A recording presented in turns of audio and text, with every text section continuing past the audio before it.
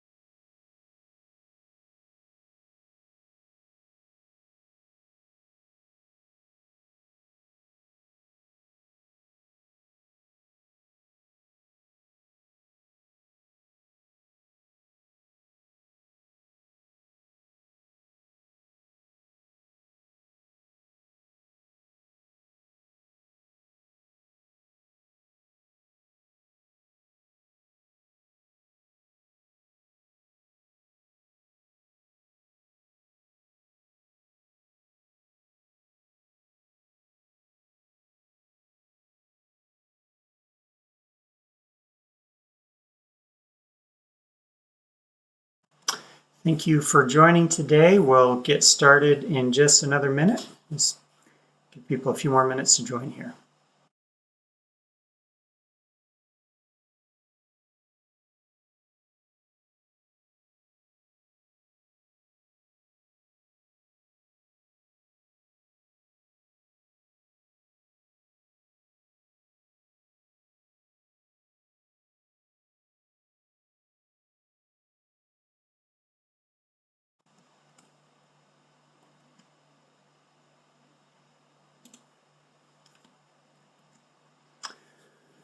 Thank you for joining today's Print Tracker University webinar. We are going to talk about billing reports today and are excited to present this next webinar in kind of our series of helping dealers understand the new Print Tracker Pro system.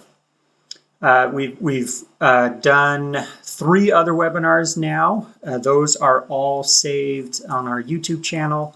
You can find our channel by going to youtube.com and searching for Print Tracker, and it will pull up a YouTube page for Print Tracker. You can hit the subscribe button there.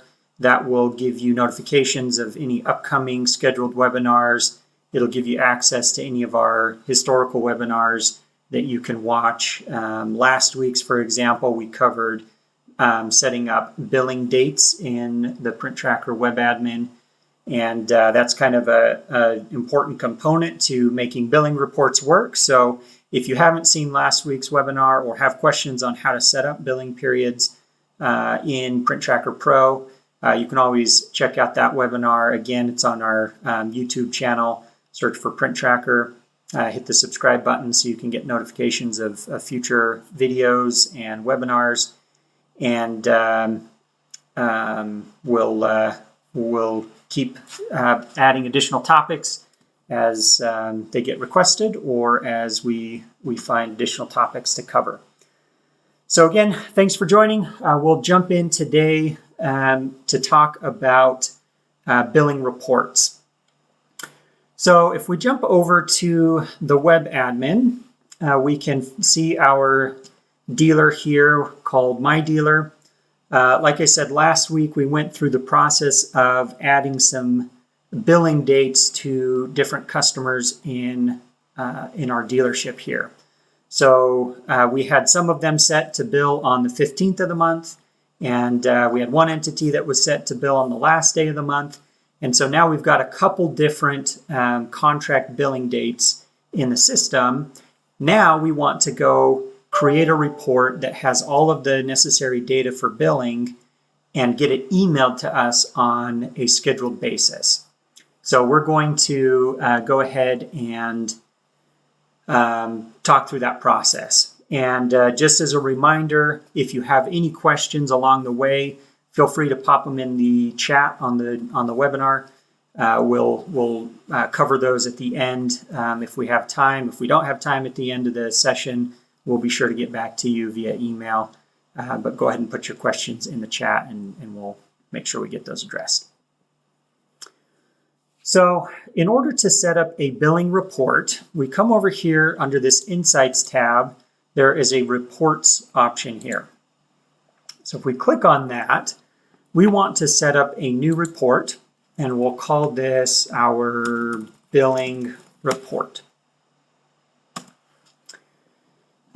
We can see that that now adds a new report here to our list. If we open it, we can start to edit this report and configure it. Let's add a description. We'll say this is meters to be billed each month. And the report type that we're going to focus on today is called billing period. In a future webinar, we'll go through in a lot greater detail what all of these other report types are, when you might use them. But today we're going to focus on this billing period report type. And again, what that's going to do is it's going to say, let's find any devices that are set to bill on a particular day of the month, collect all those up, put them in an email, and send them off to any number of people that are interested in receiving this billing period report. This billing date selector down here is just for the purposes of kind of previewing the report. It doesn't actually affect when emails get sent out or what data is included in the scheduled emails. It's just used for our preview. So we set one of our customers last week to bill on the last day of the month. So I'm going to come in here and say, let's preview our October 31st billing date. The last option here is this include children. And the best practice would be to turn on this include children. What that will do is, because we're building this report at My Dealer, it's going to go through and it's going to collect all of the devices at My Dealer that are set to bill on a specific day and include them in a single report. This makes it a lot easier. That way you don't get, if you have 100 customers in Print Tracker, you're not going to get 100 different emails with 100 different Excel files that you have to open up and combine and run through your billing process. Now with Print Tracker Pro, you can receive a single report with all of your relevant devices that are set to bill on a specific day of the month. So again, the best practice is to turn on this include children, and that will really consolidate the number of emails and number of billing reports that you have to deal with. So now the last step is, now that we have these configuration items put together, we can come over here and click Run on this report, and it will give us a little preview just so we can see what we're working with down here. So you can see that we're going to get the name of the entity where this device is located, the make and model, serial number, some additional identifiers for each device. And then you can see over here we have a whole list of meters, and these are the meters that we would bill off of. So let's talk more detail about this top section up here where we can actually configure what shows up down below. This editor here uses a standard query language. It's called SQL or SQL. It's an industry standard that is used for querying data out of a lot of different types of databases. This is actually called SQLite is the particular flavor. If you have any questions on SQLite, we have a link right here under this gear icon. You can look at syntax documentation. Generally, in most cases, you aren't going to need to do a lot to edit this query up here. And there's some very basic things that you can do that don't require any understanding of SQL. And so I'm going to cover just a very high-level tutorial on things that you need to know that allow you to make a lot of significant changes to this without having to have a lot of experience with SQL in the past. So a couple things to highlight. You can see here that we have the name of a field the way that Print Tracker stores it in our database. So you can see here we store it as entity_name. The way it's going to show up in your report is just entity. And you can modify this, you can change this to whatever you want, but you can see here that if you need to change the name that shows up in the report, all you have to do is edit what shows up at the end and what's highlighted in red. So you can see down here in our database, we store it as serial_number, but in your report, it's going to show up as serial space number. And you can see that reflected down here. If you want to abbreviate that and rename that as serial space num, you can modify that there. You just change what's highlighted here in red. And when you hit run, you can see now that your report is going to use this abbreviated name. So it's very simple to change the name of columns that show up in your report. Again, you just highlight you just modify what's highlighted in red, and that's going to modify the name that shows up in your report. And this can be important if you're working with some billing system that's expecting columns to have particular names. You can pick the name that shows up so that whatever you're importing this data into can recognize whatever standard name it's looking for. So again, that's a very simple way that you can come in and modify this report. Just change the name that gets actually exported in your export. A couple of other things to point out in this report is if we look at some of the things that are included here, we can obviously see the name of the customer or the entity where this device is located. You get a lot of good information about the device, including its serial number and asset ID if you've imported those, location, MAC address, IP address. And then what we do is we come down and we'll show you the timestamp of the first meter read during this billing period and the timestamp of the last meter read during this billing period. So for example, we configured our this particular customer to bill on the last day of the month. So if this device had been reporting consistently over time, the first timestamp for this October report would show October 1st, as long as the device was online and able to upload a meter. And the last timestamp would show as October 31st. And you can see that reflected down here. Now this particular device, we set up billing periods partway through the month. So its first meter read that it collected with this billing period was actually October 20th. But as we move into November, we would see a November 1st timestamp, and at the end of the month, the last timestamp would show November 30th.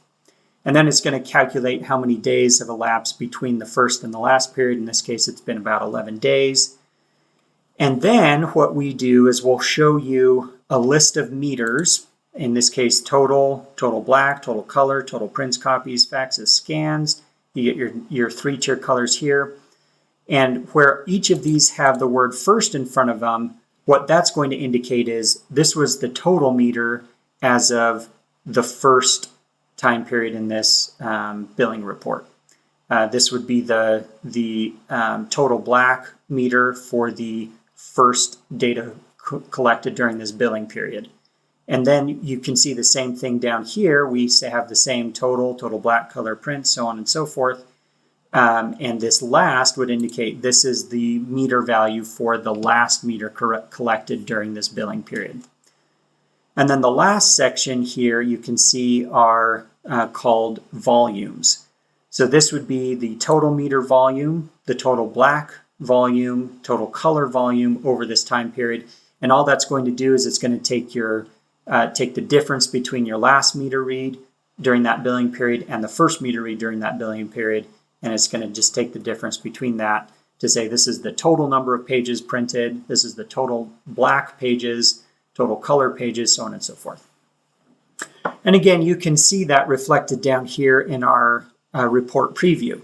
So for this particular device, the first meter read we collected during this billing period was on October 20th. The last meter we collected was on October 31st. And the first total meter as of October 20th was 9508. The meter value as of October 31st was 9710, and if we take the difference between those, we get a volume of 202 pages. And if you were relying on this for your billing, then that's what you would bill this particular customer off of, would be the 202 clicks for that particular month. And you can see that same data reflected here for other devices. Now let's say that as a dealer, you don't bill on 3-tier colors, you don't bill on prints versus copies or faxes or scans. Let's say all you want to see in this report to keep things nice and clean and simple is you just want to view the total, total black, and total color. So the question is, how do we get rid of those additional columns in this report that we don't want to see? It's very simple. All you do is you find the columns that you want to exclude, and you can highlight it. You can see I'm just highlighting prints, copies, faxes, scans, and the 3 tiers, and you just delete them from the report. And you can do that in each of the 3 sections. So now I just have my first total, black, and color. I'm going to come through and remove those unwanted meters from the last section as well as from the volume section. So now, when I hit run, now I can see that I just get the sets of meters that I care about for this report. So that's a way that you can keep things nice and simple. If you're not billing on any of those extra meters, you can remove them from the report so they don't clutter things up. And let's say maybe, again, if you're importing this into a third-party system and the order of the columns matters for your import process, you can modify that as well. And that's very simple to do. Let's say that maybe the system you're importing into requires that the color meter come before the black meter. All you have to do in that case is simply select the row here for the color meter. You can cut that value and come in and just paste it ahead of the black meter. And we can do that in all 3 sections. And finally here in the volume section, the one thing to keep in mind is that in order for the report to know what each column is, it just has to, the row that defines the column has to end in a comma. So you can see here this total color volume does not end in a comma. So I'll just add a comma there. And then whatever the last column in this whole list, you can see we've got a whole list of columns that are going to show up in the report. The very last one needs to not have a comma. So I'm just going to remove that comma from here. So we can see commas at the end of each of these rows all the way down until the very last one. And now when I hit run, we can see that the order of the columns has changed. And that, if that's what your import process requires, now you've generated a template that's compliant with your import process. So let's say now that we've got everything configured on the way this report should look. We've got it all set up, it all looks good. We'll come up, or we'll come down here, we'll hit save, and now we've built our billing report template. Now we actually want to take that template and get it emailed to specific people at specific times of the month. The way that you do that is you just come back in here to this report and you come over here to the Schedules tab. So let's create our first schedule. And let's say that this particular schedule is something that we want to have emailed for our entire dealership. We want to send all of the relevant devices that need to be billed on the 15th of the month and the last day of the month. And I want those sent to my accounting department. So the thing to think about up here is this entity option is going to say, tell me which devices to include in this report. And if I want to have devices for my entire dealership included in this report, then I'll set this entity to be my dealer. I'll pick that from the list. And now this is going to include all devices because on that configuration tab, because I chose the include children option, it's going to take all of the devices at my dealer and any of its children, and it's going to include it in this emailed report. Now I come down and I pick when do I want this report to be emailed to my accounting department. The best practice in this case is to pick daily. And the reason for that is because we have multiple days that of the month that we've set for billing. So we've set some of our customers to bill on the 15th and some of our customers to bill on the last day of the month. So if we pick daily, what will happen is you won't get an email every day. The system will check on the first day of the month. It will say, are there any devices that are set to bill on the first? Nope, then don't send an email. On the second day of the month, are there any devices to bill today? Nope, don't send an email.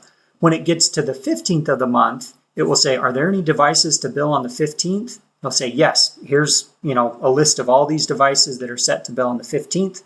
Collect all those up, put them in a report, and email it out.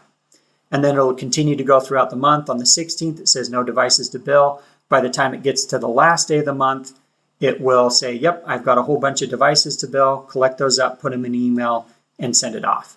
So again, the best practice is to set this report schedule to daily, because it's only going to send the email on days of the month where you actually have devices that are set to bill. And so you can configure the time of day. We'll say 9 a.m. is when we want this report to be sent out. You can configure your time zone. And then down here, we'll just add our email address, accounting@mydealer.com. And let's say that I also want to be copied on those emails because I want to do my own review of billing. So I'll put johndoe@johndoe.com. You can add as many email addresses in here as you want. So there's no restriction there.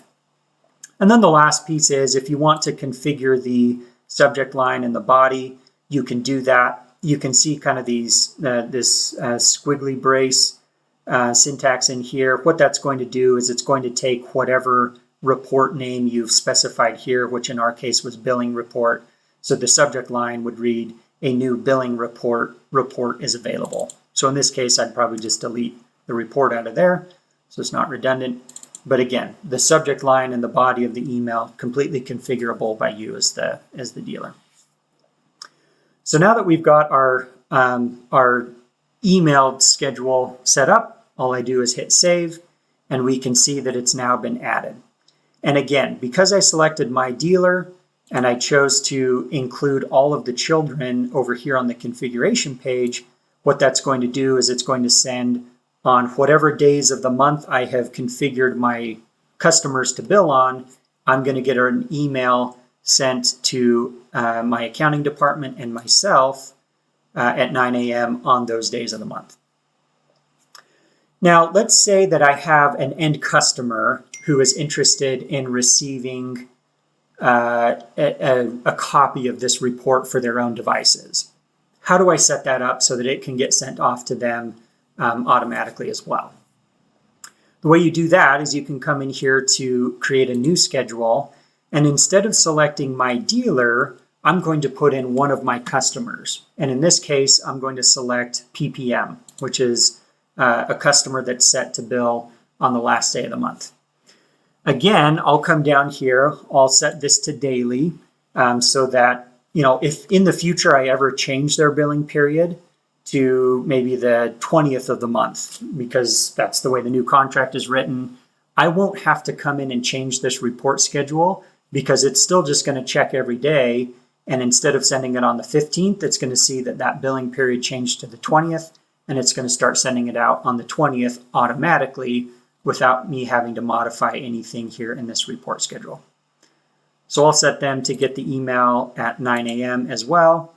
I'll add their email address, customer@ppm.com. And again, I can configure the subject and body to whatever I need. So now when I hit save, I can see that I am going to get I'm going to get another billing report sent out with only PPM's devices. It's not going to include any devices at any of my other customers. This is only going to include devices that are at the entity of PPM. That way I can be sure that they're not seeing other customer devices that get sent off to my customer at ppm.com. And the last thing, let's say that I want to send an email to my other customer at EV1. This is a customer that has multiple branches. So if we come back up here and look at their the way that their customer is set up, if I click on EV1, I can see that they have 2 branches, one in Eagle, one in Meridian. I want to make sure that when I sent it to the office manager at EV1, that they're getting all of the devices at both of their branches. So again, the way to do that is if I come up here to my billing report and add a new schedule, I can choose EV1, which is the parent entity, as opposed to one of the branches. And because I chose to include children on that configuration tab, it's going to grab devices that are at EV1 and any of its child entities, which in this case are the Eagle and the Meridian office. And it's going to package all those up and include them in a report and send them off. So again, I'll choose to send it to check every day at 9 a.m. for any devices. I'll add customer at ev1.com to get this email, and I'll hit save. And now I can see that I have 3 reports that are going to get sent off to different people and include a different set of devices. One thing to highlight here is if you come over here to this 3-dot menu on the right, once emails start to go out, you have this option to click View Events. And what that will do is it will show you the last time that an email or that a report was packaged up, whether or not the email was sent successfully. If there was a problem for some reason, it would show you that there was a problem sending the email, and you can make sure that you go in and get that email reprocessed or export the data manually. So there's some additional data that you can to view about getting those emails sent. You can always come back in and edit the schedule if you need to. So there's some options there once you've created a schedule to modify it or see how things have been sent. Once your first scheduled email goes out, the next time you come in, you'll see this next scheduled time gets updated. So you can see, on the 15th of November, we'll get some of these emails sent out, and then this schedule update to say the next scheduled email will go out on the 15th of December. So again, just to review real quickly what we covered, we've configured a report to include the columns that we want in our billing report, the right order, the right name. All of that can be configured by using just some simple changes to the order of these rows and changing the names here in what's highlighted in red. Once you've got your report configured, you can schedule when those are going to get emailed out. And in this case, I'm going to get an email with all of my devices across my entire dealership sent out to these email addresses at specific times of the month. And then I'm also going to send email reports to my customers with only EagleVision 1 devices and only PPM devices to these email addresses. That way you can ensure that your customers are only seeing the devices that are relevant to them and not seeing everything else. And that's an in-depth review of how to configure these billing reports and how to set up schedules to get those emailed out. There is documentation. There's a link in the chat to full documentation on this whole process that you can read through if you have any questions. It looks like there was one question in the chat, which was changing the order of columns. We did talk about that, so you can always rewind and review how to do that, or read through the documentation site on how to do that. Just in conclusion, our next upcoming webinar will be next week on November 10th at 10 a.m. Mountain. we're going to cover hierarchy and default settings. So how do we use this new hierarchy feature that's available in Print Tracker Pro to manage who can access what in terms of customers and devices? How do we use it to apply default settings so we're not having to configure everything on every single device? And basically, how do I use hierarchy to its fullest benefit? We'll talk about some strategies on that next week. In the meantime, we appreciate you coming to today's webinar. If you have any questions, there's our documentation site there. You can reach out to our support team, support@printtrackerpro.com. We're always happy to help. And if there are no other questions, we appreciate you attending and hope you have a great day.